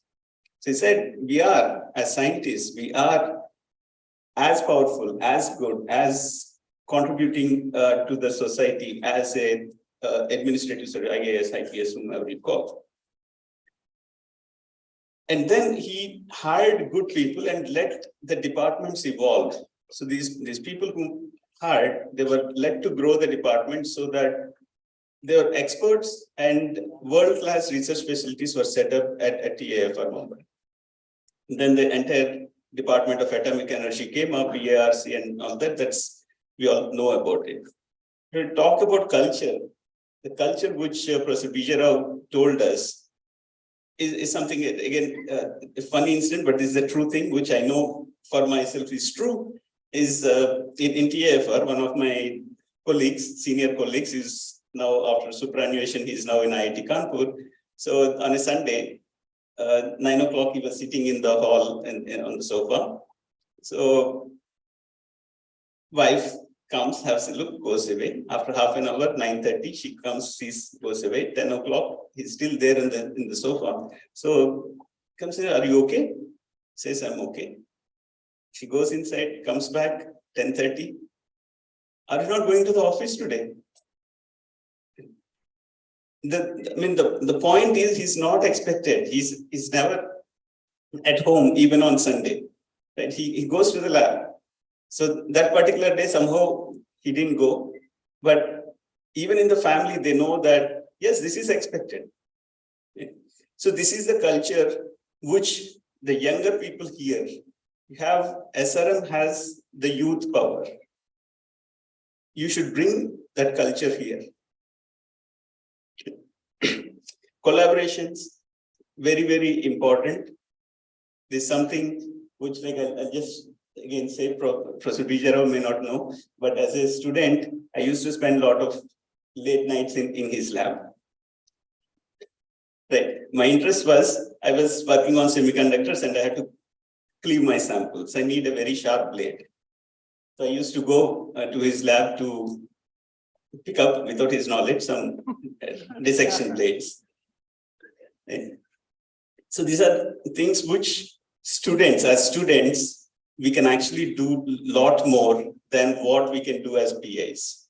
The students can push these things, and the PI eventually will go home. He has a family, he has eventually hundreds of meetings to attend, but it's the student relations which are very, very important, where you can take each other's help and do a lot more than what you can do by yourself. There's also one more pool which we often forget who are the seniors, who are superannuated seniors who are around. These people, all that I learned by my own experiences, all that they require is a very polite letter saying that, please, we need your help. They'll come and help you out. They're not expecting any money from us, any support from us. They don't even, I offered them vehicle. Whenever you want, I'll send. Please come and help us. No, they'll say, no, I'll come by my own vehicle. But his presence in the lab motivates the younger people. He takes care of. It's like grandfather taking care of grandchildren. This is something which you can make use of, where we can benefit from their experience and knowledge.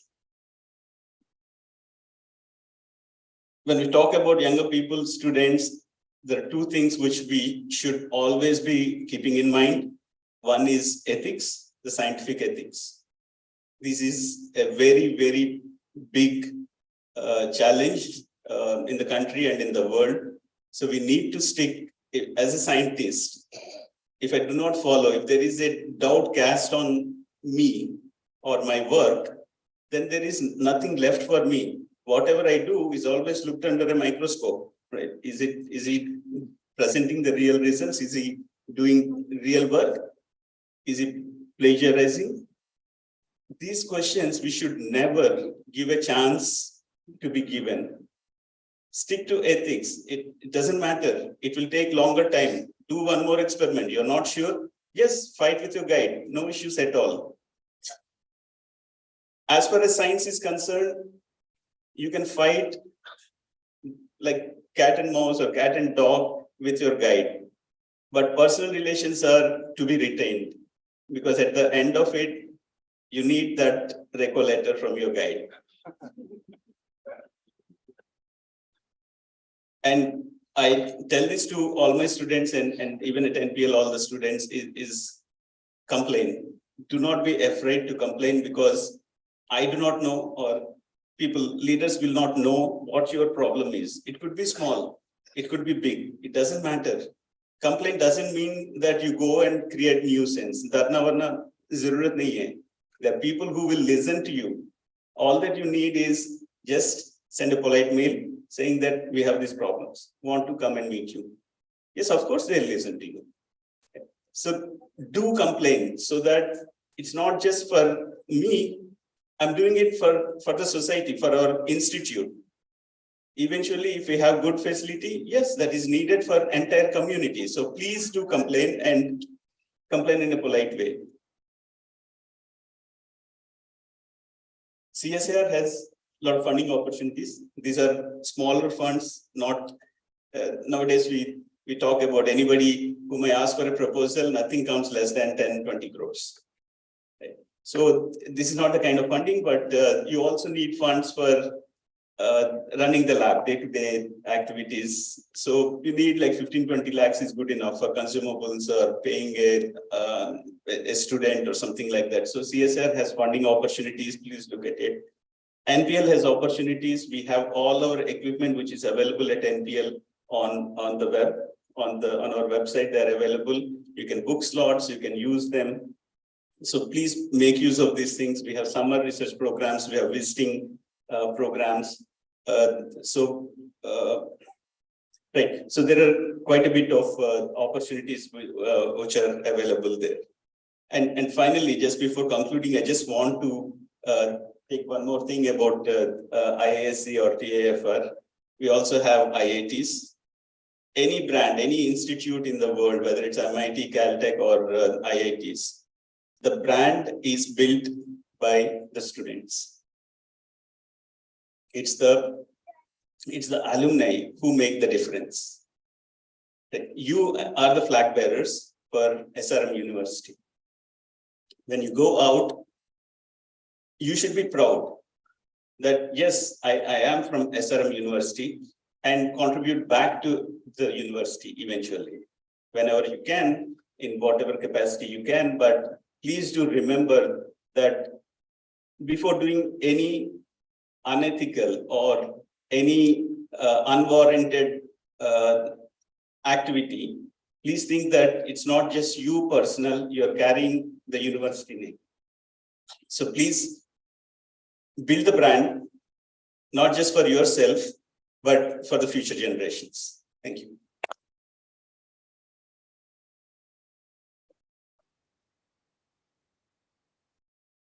Thank you so much, sir. Now we hand over the podium to Ms. Arundhati and Ms. Lalita.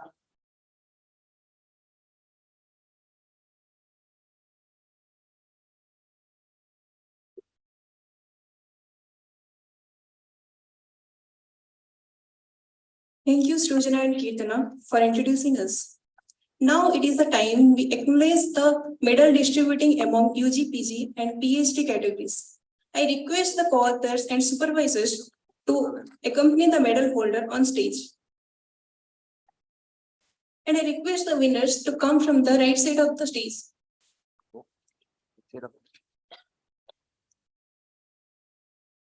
I request our chief guest, Professor B.J. Rao, Vice Chancellor, University of Hyderabad, to come forward and present the medals to the winners. Let's begin with the gold medal holders in the UG and PG category. First, in the thematic area, Artificial Intelligence and Machine Learning Track 1, gold medal goes to Mudigonda Himansh, presented paper on the title of Classification of Students Based on Learning Styles Using Neurolinguistics and Natural Language Processing from SRM University.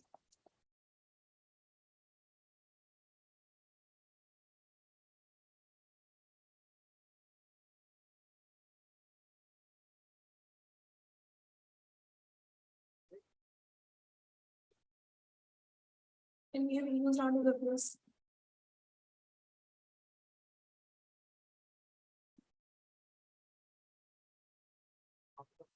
Next, in the thematic area, Artificial Intelligence and Machine Learning Track 2, gold medal goes to Vatlamudi Sai Deepika, presented the paper on the title of Differentially Private Federated Learning on Medical Data.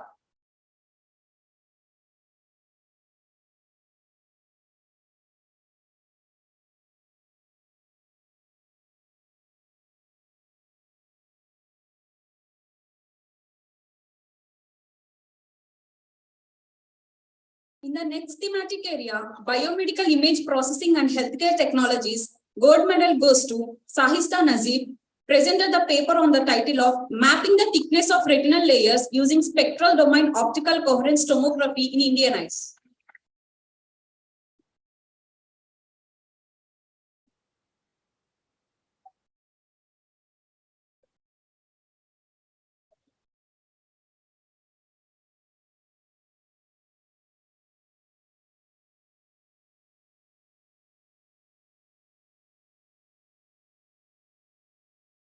In the next thematic area, Cloud Computing and Internet of Things, gold medal goes to Mohanalasya Sanisetti, presented the paper on the title of Leather-Based Building Damage Detection in the Edge Cloud Continuum.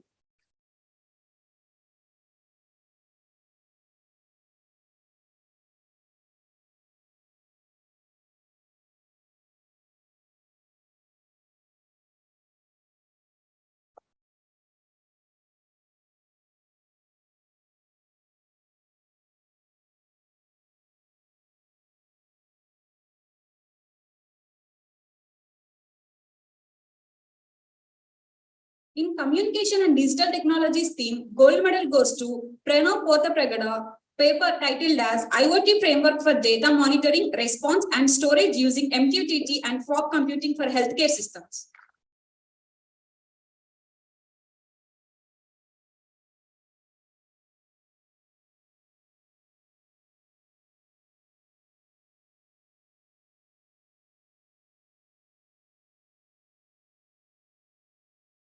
Thank you very much, sir. Now I request our guest of honor, Professor Venugopal Achanta, Director of CSI National Physical Laboratory, to present the medals to the winners. In the next thematic area, cybersecurity, medal goes to C.H. Chandan, presented the paper Data Protection in Edge Cloud System from SRM University.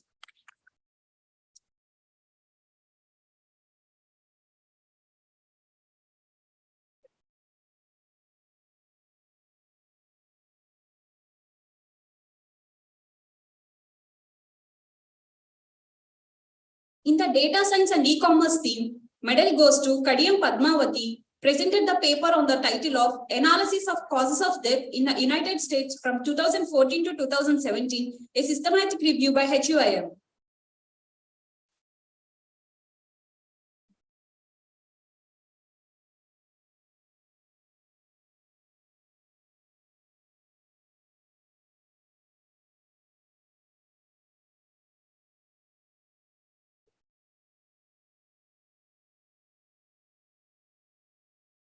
Next thematic area, electric vehicles and hybrid electrical vehicles. Award goes to Revant Sai, presented the paper Bidirectional AC-DC converter system for grid to vehicle and vehicle to grid application.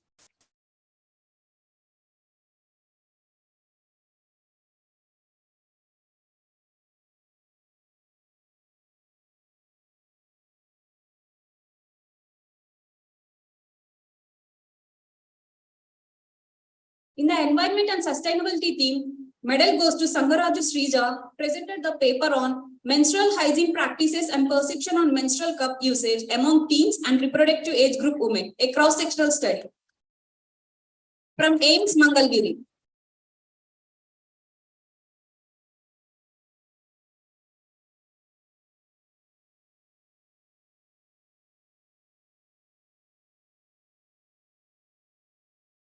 In the thematic area, humanities, social sciences, and commerce, economics, and management, medal goes to Mahi Pamnani, presented the paper on the title of The Idea of Sexuality and Sexual Orientation in Young Adults from SRM University.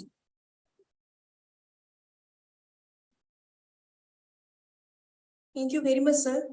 Now I request our Vice Chancellor, Professor Manoj Arora, to present the medals to the winners. In the thematic area, image processing and computer vision, medal goes to Srinija Kurra, presented the paper on the title of Comparison and Analysis between Different Dimension Reduction Methods on Hyperspectral Blood Stain Classification from SRM University.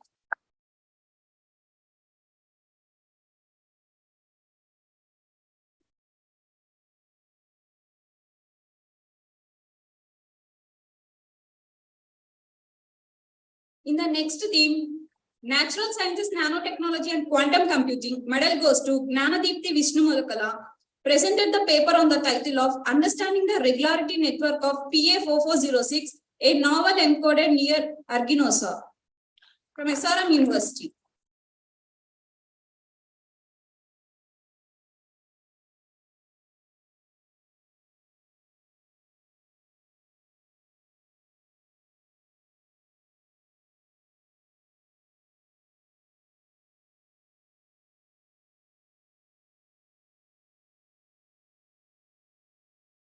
In the next theme, Pharmaceutical Sciences, medal goes to Sanjana Sahu, presented the paper on the title of Is Fasting Mandatory to Measure Lipid Profile and the Androgenic Risk, a comparative study from AIMS Mangalgiri.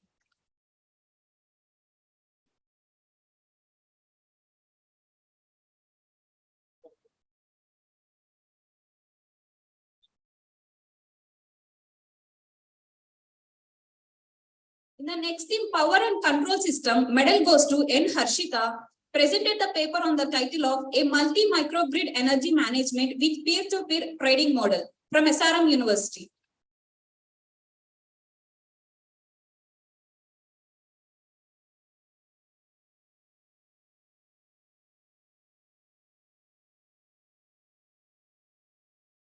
Coming to the next theme, Robotics, 3D Printing, Additive Manufacturing and Material Science, medal goes to Pranam, paper titled as Digital Twin-Based Path Planning and Obstacle Avoidance for a Quadruped Spider Robot from SRM University.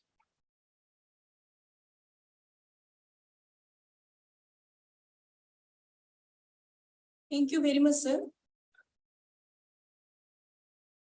Now I request our beloved Pro Vice Chancellor, Dr. Narayan Rao, to present the medals to the winners.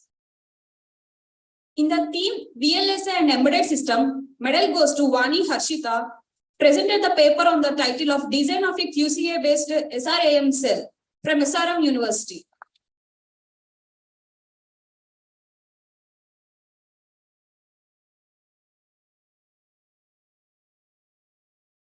Now it's time to announce the silver medal holders in the UG and PG category. In the thematic area, Artificial Intelligence and Machine Learning Track 1, medal goes to Rishi Chaitanya Sri Prasad, presented the paper on the title of Machine Learning for Hydrothermal Liquefaction, Prediction of Bio-Oil Production from SRM University.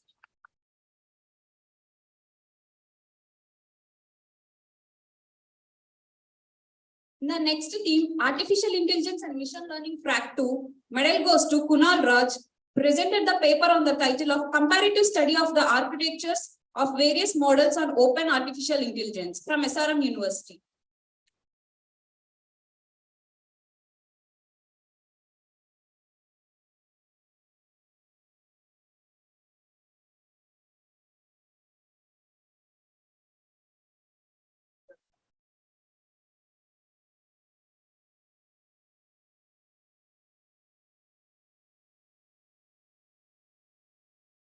Now it's time to give award for special mentionaries in the UG and PG category. First, in the thematic area of Artificial Intelligence and Machine Learning Track 1, award goes to Paruchuri Kundana Harshita, presented the paper Diabetic Retinopathy Detection Using Deep Learning Models from SRM University.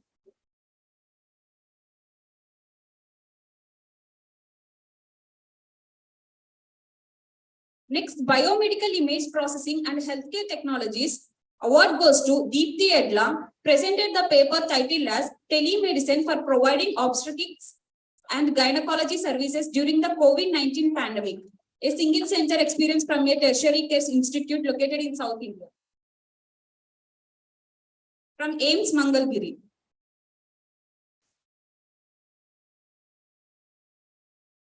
In the next area, Cloud Computing and Internet of Things, medal goes to Mallapati Venkata Avinash, presented the paper on analyzing the total path loss of a heterogeneous medium in human heart.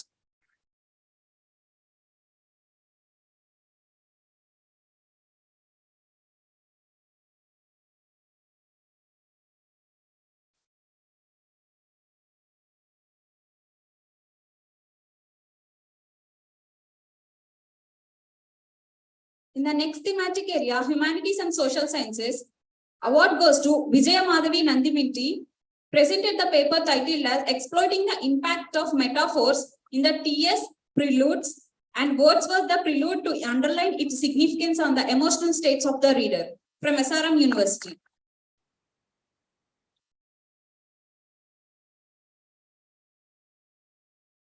In the next area of Image Processing and Computer Vision, award goes to SM Syed, presented the paper titled as Analyzing the Performance of Driving Training Based Optimization Technique in Solving Tube Rearrangement Problem.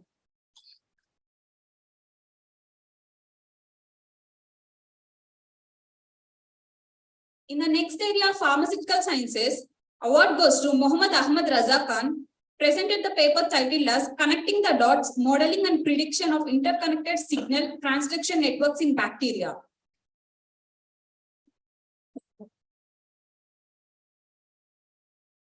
In the next area, Renewable and Non-Renewable Energy, award goes to Gunabi Rama, presented the paper titled as Developing a Solar Concentrated with a Water Lens for Heat Applications.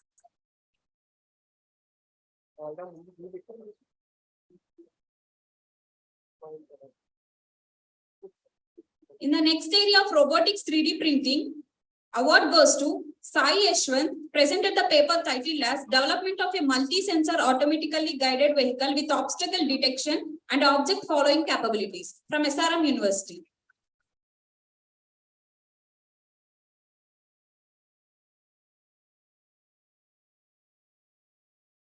Now it's time to announce the winners in the PhD category.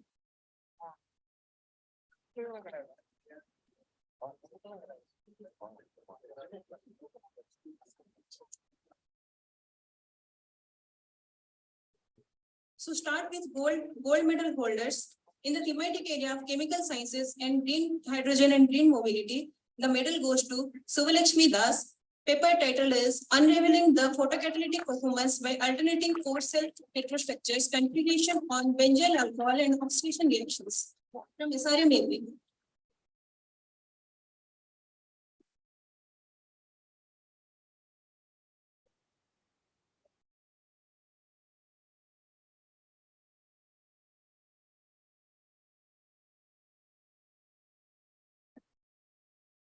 I request Dean, School of Engineering and Applied Sciences, Professor Ranjit Dappa sir, to come forward and give medals to the winners. In the next thematic area of commerce, economics and management, the medal goes to Akhil Pasupuleti, paper presented on the title Impact of ESG on Firm Financial Performance, Evidence from Indian Companies. In the next thematic area of computer sciences and engineering, the medal goes to Surya Samanta Beri for presenting on the paper titled as Optimized Interest Forwarding the Information-Centric Vehicular Networks using General Secretary Problems. Can we have a huge round of applause for the winners? In the next thematic area, electrical and electronic engineering, the medal goes to A. Vijayashree for the paper Analysis of Interleaved Boost Converter with and without coupled inductor.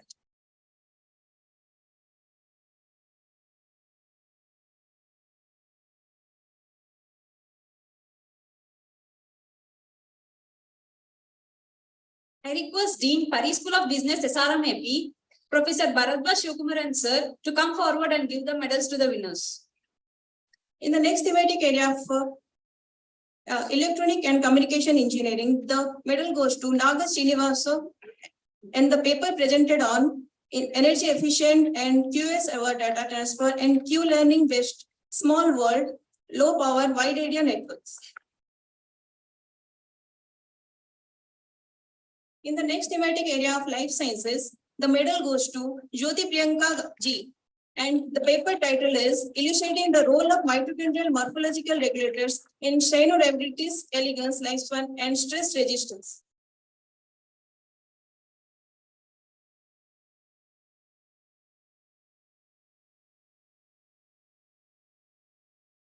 In next thematic area of mathematics, the medal goes to Atulya P.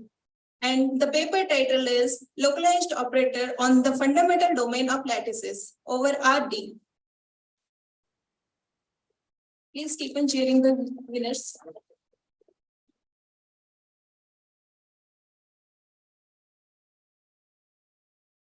In next thematic area of mechanical engineering, the medal goes to G. Chandramouli for paper presented on title A New Approach to Enhance Micro Hardness and Corrosion Resistance in situ short pinned aluminum zinc coating on GK60 magnesium alloy by cold spray. In next thematic area of nanotechnology, the medal receiver is Gopa Nandikesh P for paper presented on lanthanum ferric oxide peroxide as oxygen reduction reaction catalyst for microfuel cell applications.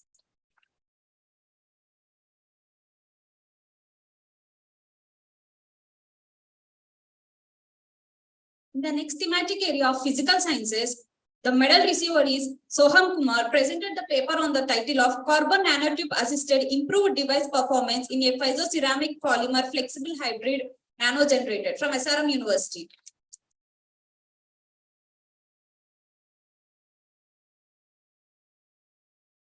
In the next thematic area, sustainability and civil engineering, the medal receiver is Sriram, presented the paper on the title of Mechanical Properties of Fly Ash-Based Lightweight Blocks from SRM University.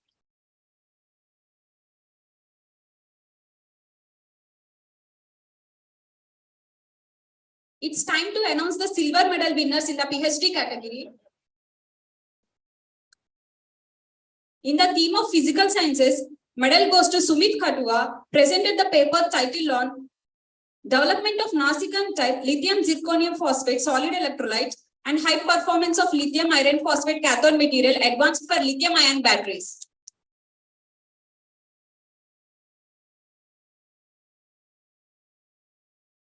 Now I would like to call the winners in the special mention award. In the thematic area of chemical sciences and green hydrogen and green mobility, the award receiver is Nova Jacob, presented the paper titled as Electrochemical CO2 Reduction using Flow Cells, Effect of Electrolyte Concentration and Applied Potential on Faraday Efficiency from SRM University.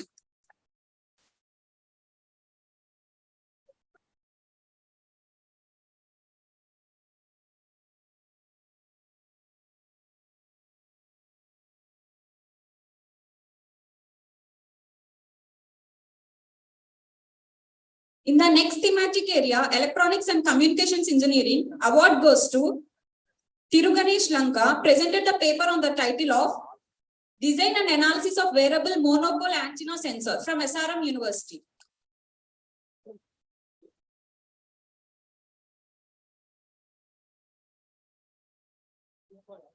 In the physical sciences theme, the award goes to Arindam Basu, presented the paper Viability of Boosted MEE Scale Dark Matter in the Two Component Scenario from SRM University.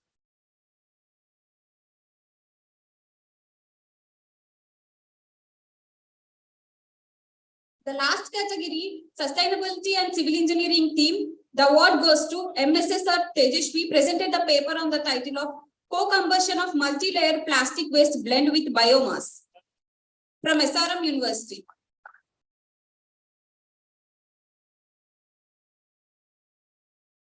Let's congratulate all the winners once again by giving a huge round of applause. Thank you.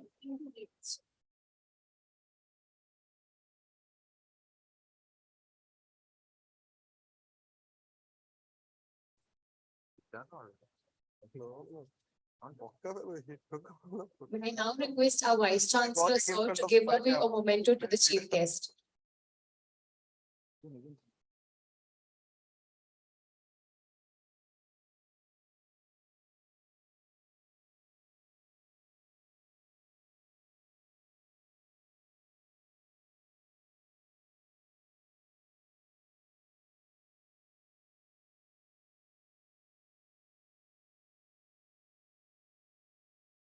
Now I request the Pro Vice Chancellor, sir, to present the memento to our guest of honor.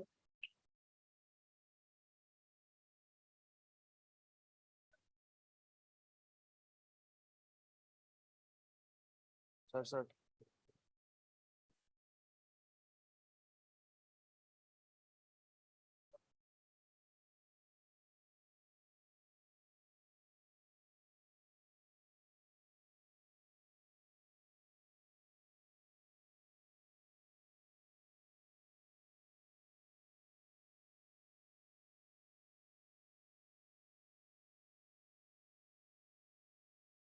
I would now like to request our registrar, Dr. R. Prem Kumar, sir, to deliver the vote of thanks. Good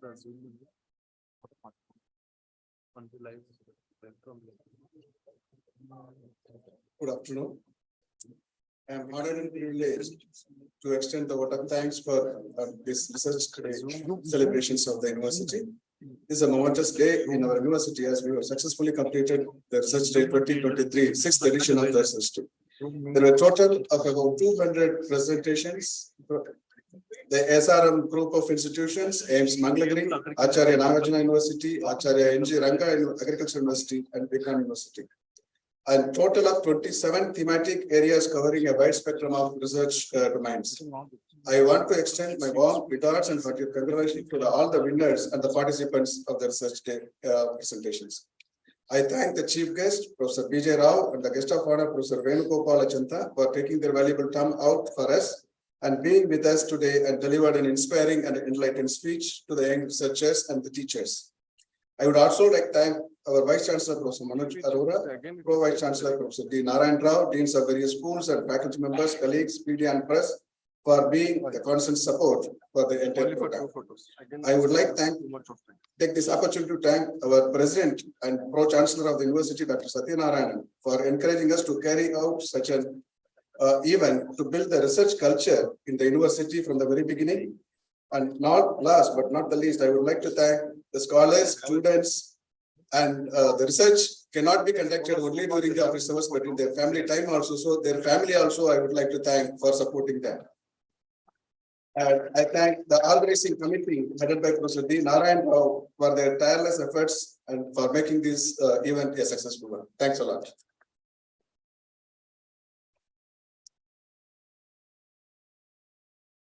Thank you, sir.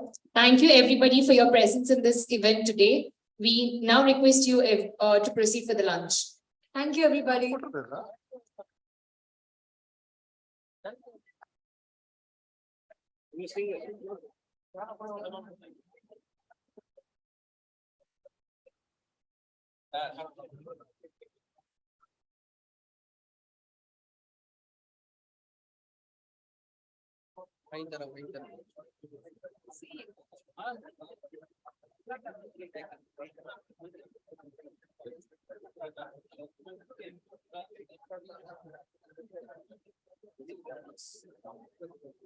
Initially, they may pipe is what?